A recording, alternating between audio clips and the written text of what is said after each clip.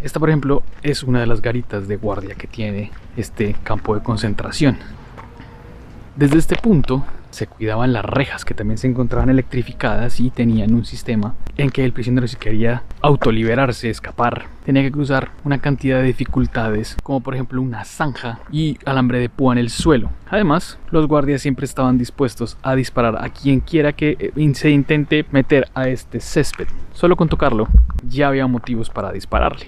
Pero lo horrible era que no disparaban a matar. Por el contrario, la idea era que quedaran heridos y que siguieran intentando atravesar la cerca. Hola mundo. El día de hoy nos encontramos en una ciudad de Alemania llamada Dachau. Ciudad que se encuentra a pocos kilómetros de la ciudad de Múnich. Y visitaremos el primer campo de concentración del Partido Nacionalista que existió en el mundo. El campo de concentración de Dachau. Junto a las campanas que suenan, intentaré documentar para ustedes parte de mi experiencia en este lugar. Lo haremos de la forma más discreta, responsable y respetuosa posible, como debe ser. Acompáñeme. Aquí es cuando esto empieza.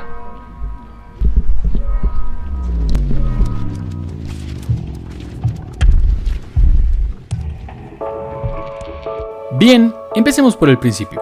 ¿Cómo podemos llegar a este lugar y cuánto vale? Respondiéndolo primero, si nos encontramos en Múnich y queremos dar uso del transporte público, lo que debemos hacer es tomar un metro a una estación llamada también Dachau o Dachau, casi lo van a encontrar. En mi caso me encuentro en la céntrica Marienplatz, así que usaré la línea verde con un S2, que es el que nos puede llevar en 11 paradas. Debo advertir que no es cerca, toma un poco más de una hora en llegar, así que alisten también ese tiempo, planifíquenlo bien. Una vez en la estación de Dachau, debemos salir de ella y buscar la parada de buses que queda a un costado para tomar el número 726 o 722. 8 paradas después, y luego de atravesar estas bonitas casas blancas que antes pertenecían a las SS, llegaremos al Dachau Concentration Camp Memorial Site. Así lo pueden ubicar en mapas si quieren buscarlo. La entrada no tiene costo alguno, pero sí debes registrarte y requerir un ticket en la puerta. Si quieres una visita guiada grupal o personalizada es completamente posible, pero esa opción sí tendría un costo. Yo probé una en español que ofrece una agencia llamada Civitatis y me fue bastante bien, así que dejaré en la descripción de este video el link por si les interesa.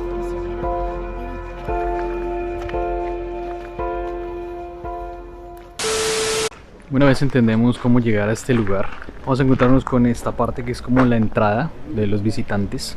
Es el edificio que nos da la bienvenida. Este sitio es completamente gratuito y adicionalmente acabo de enterarme que es obligatorio para las escuelas.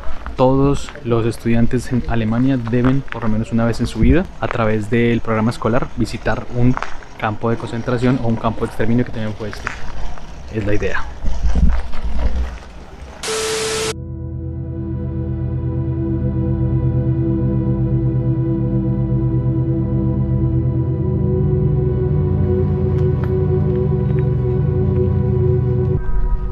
De entrada nos encontramos con los rieles del tren en los que llegaban los prisioneros. Aquí está, ven.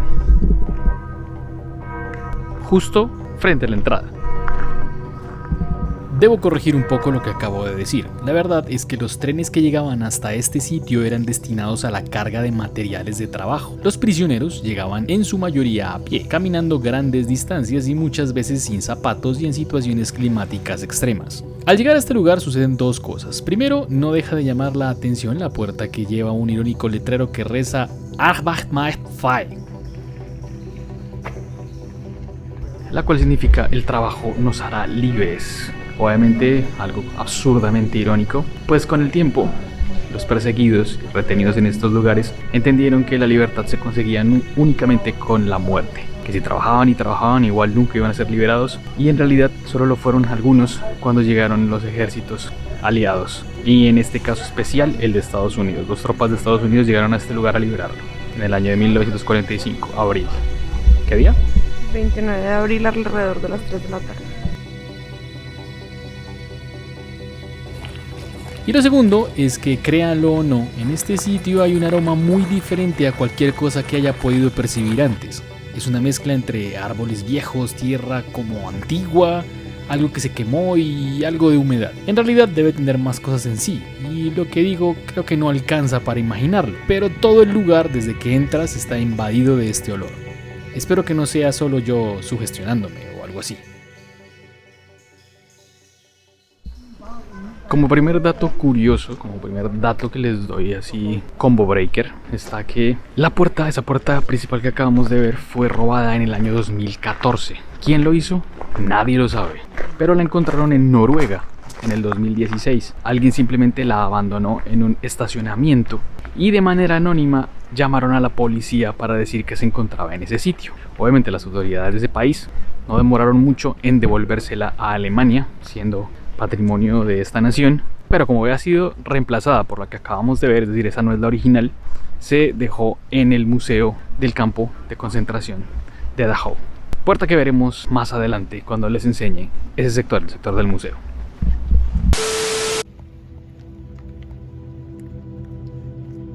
Bueno, hablemos de algunas reglas para visitar este lugar. Primero, no se permite fumar, no se permite beber. Lógicamente, no está permitido realizar fotografías con poses, ni pues con símbolos o que se estuviera uno riendo o algo así, por respeto lógicamente a las víctimas. Y adicionalmente, repetirles que este lugar es gratuito.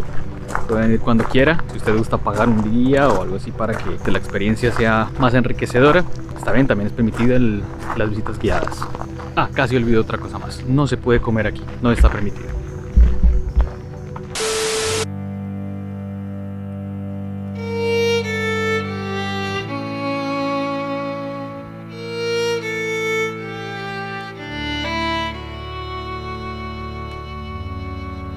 Este sector era conocido como el búnker, era llamado así, porque era una parte en la que, en primer lugar, traían a algunos prisioneros para ser fusilados en este muro, junto a este muro. Lo hacían así para no asustar al resto de los prisioneros y garantizar que se mantuviera el orden.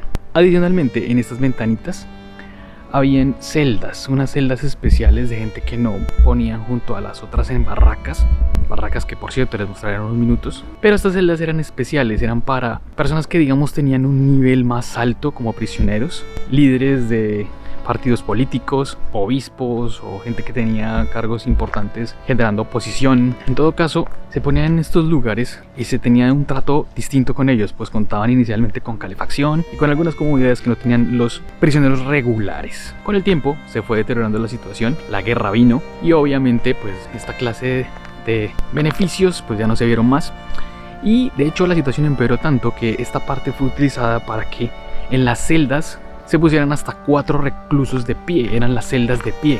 ¿Qué hacían? Cada celda medía un promedio de unos 2 por 2 metros, lo dividían en 4 y ahí ponían personas de pie. Era una forma de realizar castigos también acá.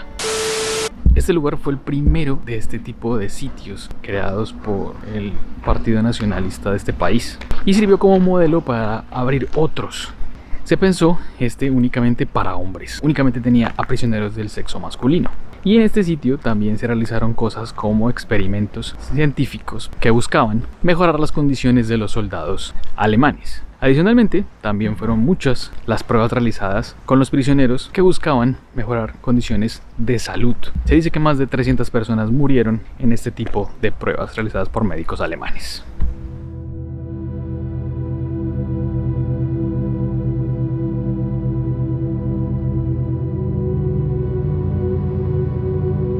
La razón por la que este lugar se ha mantenido en pie es básicamente porque se busca conmemorar la memoria de todas estas personas que perdieron la vida aquí en estas condiciones tan horribles, infrahumanas.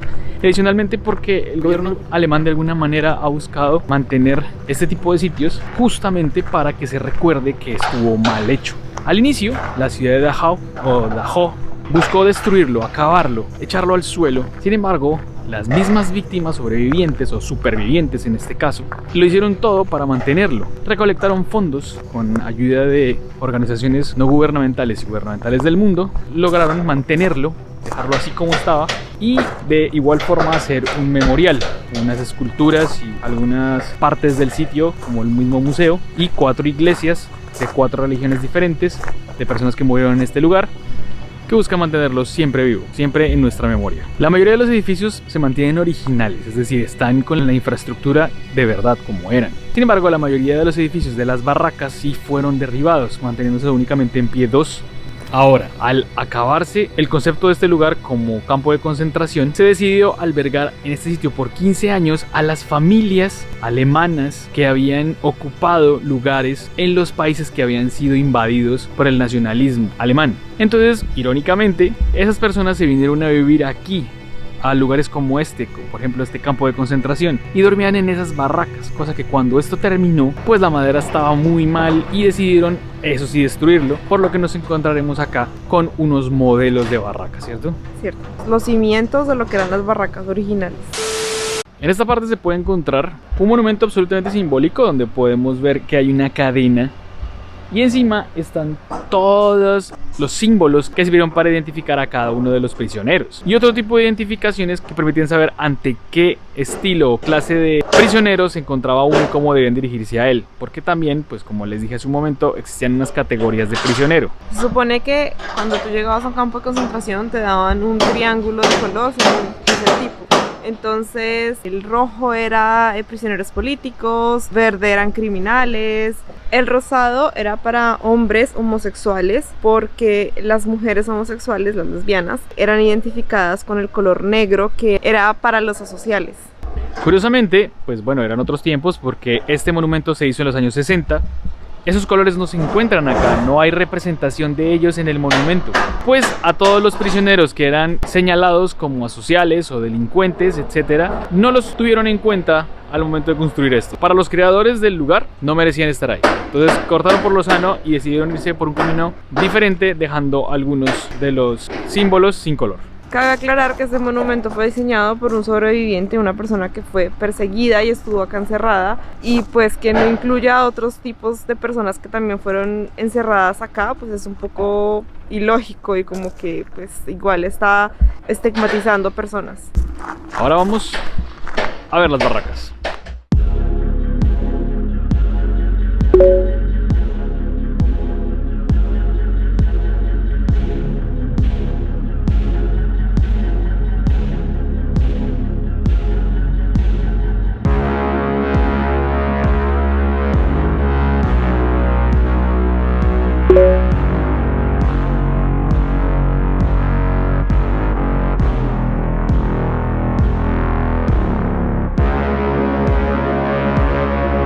Este era el corredor que dividía las barracas, como los sitios donde dormían. Se encontraban inicialmente acá, como les dije hace un momento, pues fueron derribadas. Este lugar era muy importante para los prisioneros, pues era algo así como la calle en donde realizaban algunos intercambios. Al inicio, este campo de concentración no era tan drástico con el tema de recibir encomiendas y cosas de parte del mundo exterior, razón por la que eso les daba oportunidad de hacer esos intercambios, esos trueques, tener una doble ración de comida, tener un pan extra, en fin. En muchas oportunidades recibían de parte de afuera cajas de cigarrillos que obviamente preferían no fumar para ser cambiados por lo que les comento. Y se dice, y esta es una historia que comentan mucho los sobrevivientes, que si veían a un prisionero fumándose el cigarrillo, quería decir que ya no le importaba nada y que sabía que iba a morir o que prefería hacerlo. En esta parte del recorrido y en esta parte del campo se encuentra el museo que está en este edificio. Para eso es importante que conservemos el ticket que nos dan a la entrada, si no nos dejan ingresar, ¿ok? Hay que tenerlo muy en cuenta.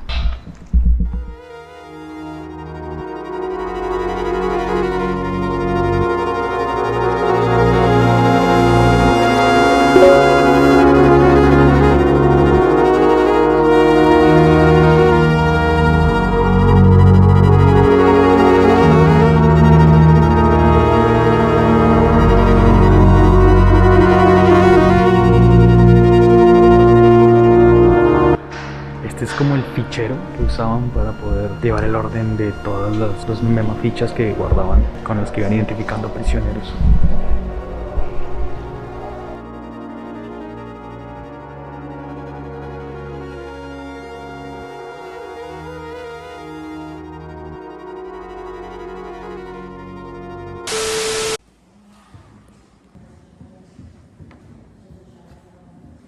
Esta es una mesa de castigo en donde les daban con este látigo hecho de cartílago de animal.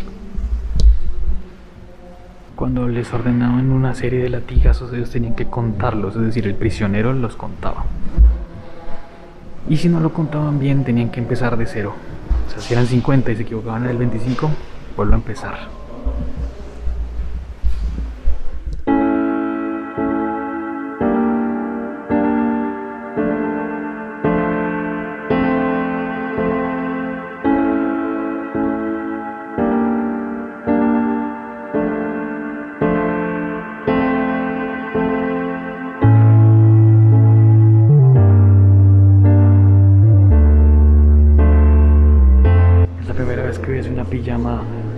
Una pijama a rayas, ¿verdad?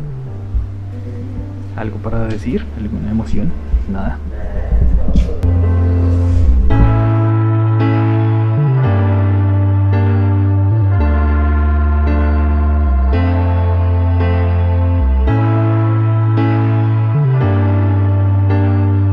Cuando los prisioneros llegaban a este lugar, como a todos los campos de concentración, pues el tema del aseo era muy importante e intentó controlarse al máximo y de forma exagerada hasta casi terminar la guerra. Así que usaban, obviamente al principio, elementos para afeitarlos y quitarles absolutamente todas las vellosidades y el pelo del cuerpo completamente, usando este tipo de cosas, este tipo de elementos, pues que hoy en día son muy comunes para nosotros. Ponían a los mismos prisioneros a quitarles el pelo a los otros. ¿Recuerdan que les conté al principio del video que la puerta principal se la robaron en el 2014 y luego la encontraron en Noruega? La recuperaron y aquí está.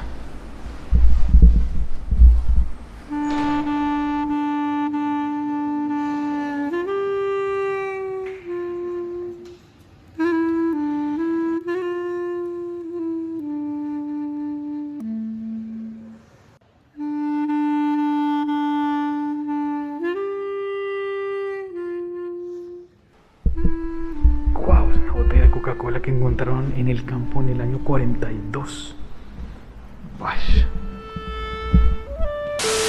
Algo que me llamó mucho la atención es que en este costado se encuentran esas tres iglesias de las que estábamos hablando anteriormente, pero adicionalmente al fondo hay unas casas en donde están recluidas unas hermanas, unas monjas carmelitas que decidieron internarse ahí, están enclaustradas para rezar toda su vida por las almas de las personas que fallecieron en este lugar. Tenía que contárselos. Debo corregir una pequeña cosa. Son 4 iglesias las que se encuentran en este sitio, las cuales son católica, ruso ortodoxo, que está por fuera de las instalaciones porque llegaron después, obviamente judía, y la otra es una iglesia evangelista. En la parte bien detrás se encuentran los hornos crematorios. Primero fue este, un poquito viejito, y posteriormente, buscando aumentar la masa del tratamiento de personas detenidas en este lugar, pues construyeron este otro.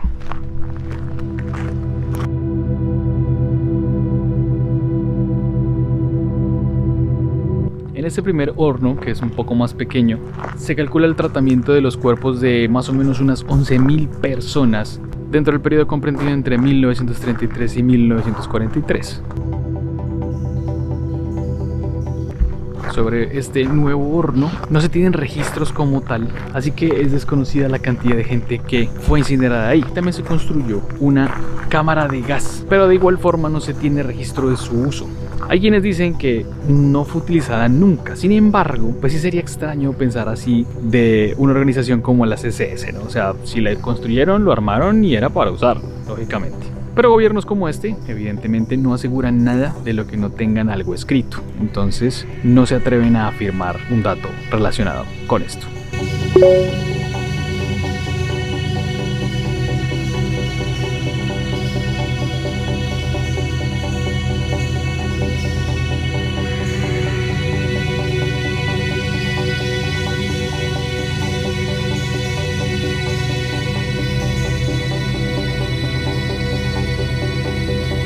Por esa razón se consideró a este campo como un campo de concentración y no como un campo de exterminio. Así que hay que tenerlo claro al momento de visitarlo. Campo de exterminio sería, por ejemplo, ¿cuál?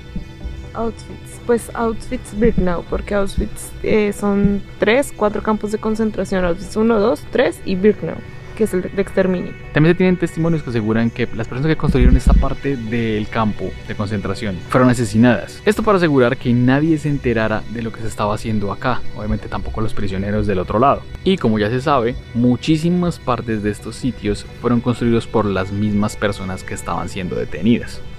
era parte de los trabajos forzados.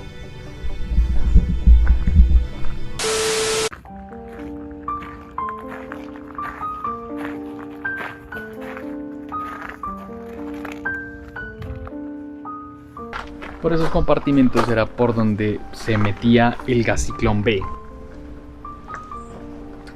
Y del otro lado, pues lógicamente está la cámara de gas. Ellos, pues como algunos ya deben saber, eran engañados, se ponían ahí para decirles que se trataba de duchas, que era un baño, porque muchos de ellos llevaban mucho tiempo sin poderse bañar, y pues de esa forma los aniquilaban. Sin embargo, este campo de concentración también tenía duchas reales, y hay testimonios en los que se ve cómo algunos de los prisioneros de aquí, cuando eran invitados a ducharse, pues tenían miedo por eso, porque sabían de los otros campos de concentración que los estaban aniquilando allá, diciéndoles eso. Eran prisioneros que habían sido trasladados de esos campos de concentración y sabían que de esa forma los estaban engañando. Entonces ya aquí podemos ver claramente cómo funcionaban las cámaras de gas.